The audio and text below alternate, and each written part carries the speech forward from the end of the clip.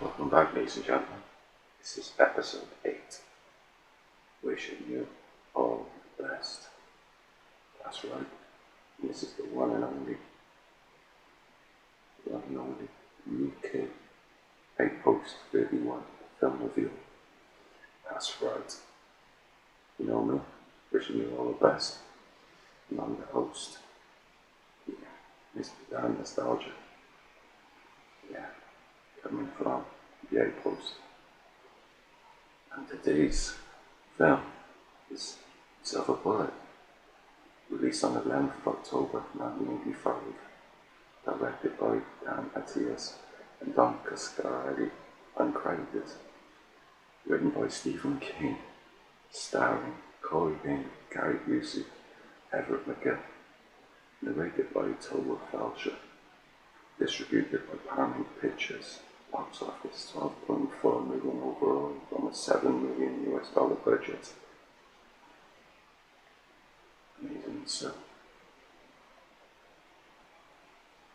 a troubled sibling relationship between Jane and her younger brother Marty soon built bridges after multiple murders within a small town during the spring of '76. Not long after, angry citizen town folks demand justice after the discovery of a teenager's mutilated body, soon realizing the murder is not human.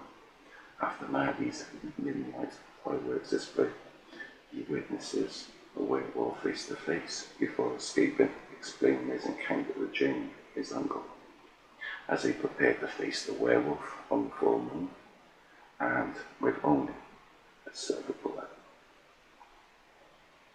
Disagreements between King and Rambaldi over the costume design, pushing the production post beyond its scheduled time, which didn't help. Big influence on this film was the beast of Gévaudan, being heavily referred to with the bullet, and air about the mythos and the legends originating in many formats. King's creative world extends into many of his main films, television and literature, with reference to Harmony Hill, King's novel Salem's Lot, the King equivalent to, let's say, the MCU. It's definitely got that potential, yeah. Holds something. Both Silver Bullet and Under the Dome being filmed in the same location. Town's name, Tigers Hill, haven't been referenced again. Not a coincidence, folks. This is serious intent, like Frank Morris escaping from Alcatraz. You know what I mean? Coscarelli, being the production, filming, going on, not unaware of he hadn't decided over the costume, started beginning production over films, scenes without the werewolf. He began the scenes and carried on and done the majority of the film. Don was removed from the film and replaced by Attias. Almost sounds a bit like Zack Snyder, Joss Whedon, Warner Brothers and the whole Justice League film fiasco. And then they released the Snyder Cut in the end, with patience and time. So, yeah, so there's been many films that's had its troubles and its dues. Some films turned out great, others can't say the same.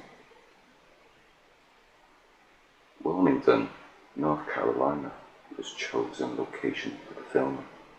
Small town setting gives off the family-friendly habitat, picket fences and community spirit, giving it an everyday Joe outlook. Gary Busey connected with this role as Uncle Red, being allowed to bring his own traits to the character. A broader ad-lib ability to his lines in all the scenes he featured. Attias and King even both agreed on this, they liked this, and they won him over, and they stuck with it. Guy Busey is one of those actors who he can wear his heart on his sleeve and really jump into the character. The screenplay was rewritten towards the end. Additional dialogue was based around the novella, especially in the third act, heavily influenced. Filming took 2.5 months, and this was in October of 1984. So they weren't too long with filming, given time. Could have done more. King definitely had a hands-on approach behind the scenes. Authors love to see their work on screen, but not always happy with the end results. This is down to how much influence they've got and if they've been bought out, depending on contract issues. Daniel Atias helped add a climactic ending to Cascarelli's setup. For all its faults and highs, this could have held back on the release date. It could have held it to 86 easily. It could have been another great werewolf tale to add to the prior films from the same genre, leading up to that. So the opportunity was there. The production company found themselves in a spot of bother, like the A-Team locked in a shed full of tools and a vehicle. So you know how that goes. And it boiled down to scraps, and you have to boil it down to either scrap it or finalise it.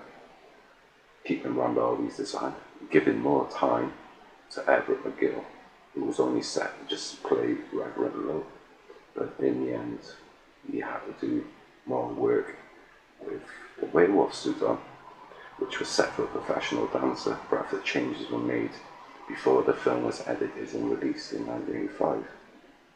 So I hope he had more money for that at least. Come on, he's a good actor. Rumours about the screenplay, including dialogue for the werewolf, that sunk faster than the main review. Well, werewolves don't need dialogue, folks. You know, it's like an unwritten law for writers. You just don't do it. Vampires, yeah. Werewolves. I don't like it. I don't want to see it. Provocative notion. Number one. Was the Reverend the only one cursed? Could this have been a family curse? Maybe he found himself victim of a werewolf attack. Like American Werewolf in London. No origin was offered from any standpoint. Only his nightmare shed some light on the demons he hid inside, but never went any further than that. But what do you think, folks? You tell me. You tell me. Not to know. And my second provocative notion. What did Stephen King really want the werewolf to truly look like? With the off-screen problems, he wanted his work to reflect that there was too many obstacles to achieve this feat. Maybe it was down to budgeting, maybe it was down to time, maybe he didn't like the director, maybe he didn't like the people involved, maybe he just couldn't get his way. I'm not sure. So, Rotten Tomatoes gave this film a score of 45, with an average score with others. Vincent Canby, the New York Times, found this film as a cheap attempt of King's novella. A quote from the man himself: "Looks less like a wolf than Smokey the Bear of a hanging," which was harsh. The critics were generally positive though, but there were some that really nailed in their opinions. Carrie, being King's shortest novel written before Silver Bullet was released. Both films meeting different reception and reviews, which is very really true. You watch Carrie, classic. You watch Silver Bullet, doesn't really come under the same bracket.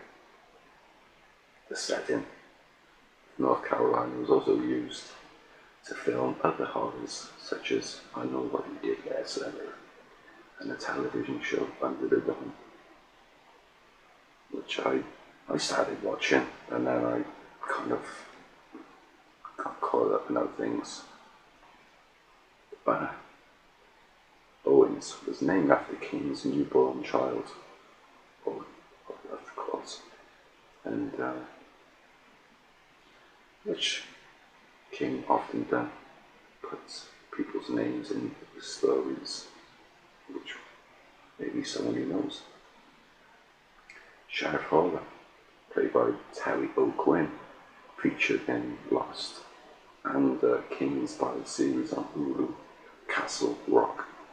I haven't seen Castle Rock, but I did watch Lost, and yeah, I enjoyed some parts at the start of it, but then going on, story changes, people have their own opinion. I'll leave you to it, let's not go down there.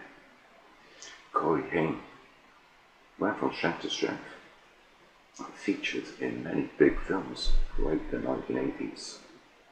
After this, also appeared in Stand By Me, another King adaptation.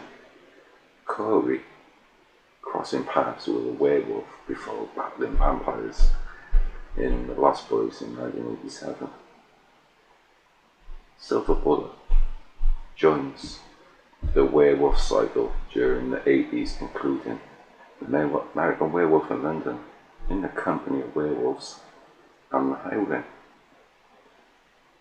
But it only joins it how? Because it's werewolf related, or because of its impact? Tell me. Locations for scenes of homes, landscapes and woodlands were sold off during the 1990s and then uprooted and turned into shopping centres and car park structures, which really ruined the originality. You know, I don't know, things like that. Not really with that sort of construct. Silver Bullet losing out to a Chinese ghost story in the Sporto fantasy film in the awards in 1988, which I never heard of the film, so I can't really say how that goes. Pennywise took form of a werewolf in the film It.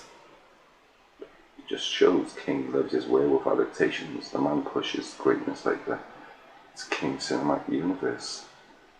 If it was under his banner, this would have been something else for the 80s, going into the 90s. Gary's son, Jake, being friends with Corey offset on Silver Bullet, still friends many years later, like attending the 1990 LA film premiere of Predator 2, co-starring Gary Busey, alongside the main star Danny Glover.